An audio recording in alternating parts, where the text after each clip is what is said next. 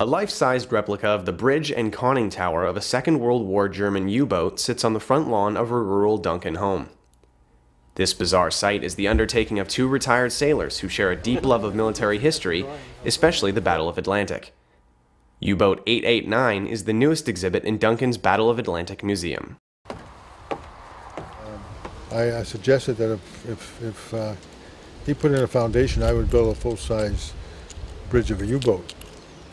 And then he said he would, which sort of shocked me because I didn't expect to start building a U-boat.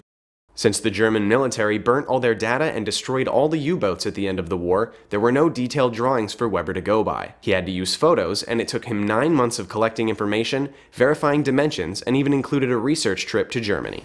This is a representation of the radar that they used on the Type 9, and they would go up higher. It was on a mast, a hydraulic mast, and they'd lower it down into this space here before they submerged.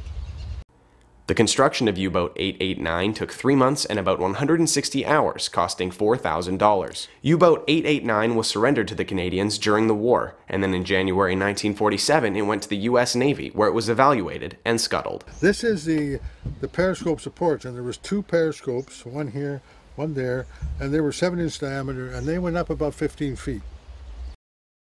While the German U-boat is the newest exhibit, an impressive collection of Battle of Atlantic memorabilia lies inside Cruikshank's home. Cruikshank's museum showcases both Canadian and German memorabilia and exhibits he collected through military shows, auctions, garage sales, antique stores, and the internet. This is a submarine. This is the submarine hatch that was designed by John Weber, which is the exact same submarine hatch size as it would be on an American type of submarine. In here is the submarine room. Over the years, submariners, school groups, and veterans have viewed his museum. 2014 marks the centennial for Canadian submariners, and Cruikshanks has offered parts of his collection to be put on display in the Royal BC Museum. This is the original battle flag, Jolly Roger flag from the HMS Upholder, which was Britain's most famous submarine during World War II.